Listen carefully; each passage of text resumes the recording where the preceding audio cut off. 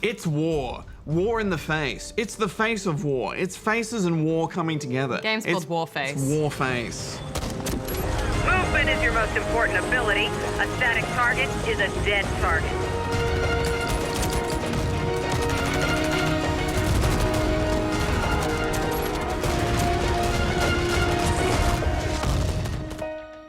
This is the latest shooter from Crytek, who brought us Crysis, and it's free to play and also browser-based. Well, it launches from a browser, much like the way Battlefield 3 did. It does have a fairly lengthy download first, though. And they don't tell you how big it is either, which is something people generally like to know. Yeah, especially in the age of solid-state drives, precious gigabytes. The first thing that struck me, though, was that there's no local servers, which is always a bit disappointing. And there aren't any Asia or Pacific region servers we can choose from either, just American, European, or Turkish servers. Now, I have nothing against Turkey, heck, I'm sure they need servers like everyone else, but it just struck me a bit odd. It was a bit weird, but regardless, thankfully lag wasn't too much of an issue.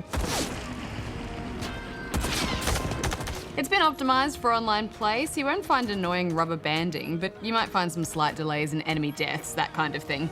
Visually, it looks good. There's a solid feel to the gunplay that puts it on par with a lot of full-priced shooters out there. Much like Crysis, you can make adjustments to weapons on the fly by adding scopes and things like that. There's also a squad mate boost you can do to help lift your buddies to higher ground. We've seen that a million times, but I've never seen it in a multiplayer game before. Yeah, I mean, it's not a game changer, but it does provide you with some good tactical options.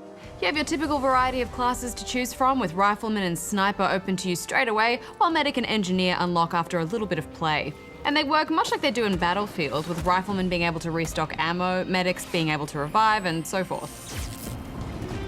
Gameplay felt somewhere in the middle of Call of Duty and Battlefield to me, and Counter-Strike, and Crysis. It's a bland hex.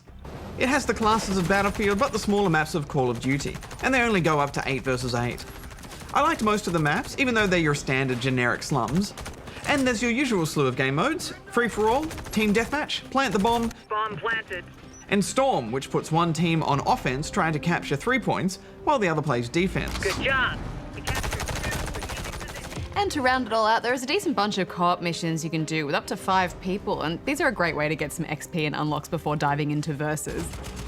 I like that they occasionally throw in a big boss or vehicle to tease some teamwork out of you, and they get pretty hard.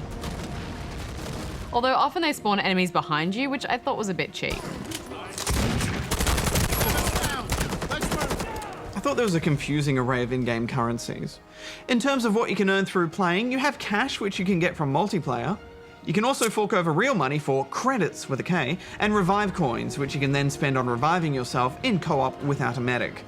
I just find all that a bit confusing, and whenever they do it, I feel like they're distancing us from the real money, which is kind of a classic technique in free-to-play games. Yeah, but you can happily play without spending any money, I think. Guns and gear can usually be purchased with either cash or credit, so there's not much that you can't earn by simply playing. The only thing you actually need to pay to get access to are those revive coins and VIP booster packs, which boost the XP and cash that you earn for a week. So, all in all, I think it's a decent model. It's interesting to see a developer as big as Crytek make a free-to-play FPS like this, and as we've seen with games like Blacklight Retribution, when they get a good community behind it, they can have a bit of a snowball effect, so I think this is worth a 7 out of 10. Yeah, it's not as innovative as Crysis, but as far as free-to-play FPS goes, I think it's a solid option. I'm giving it 7 as well. Your teammates are waiting for you.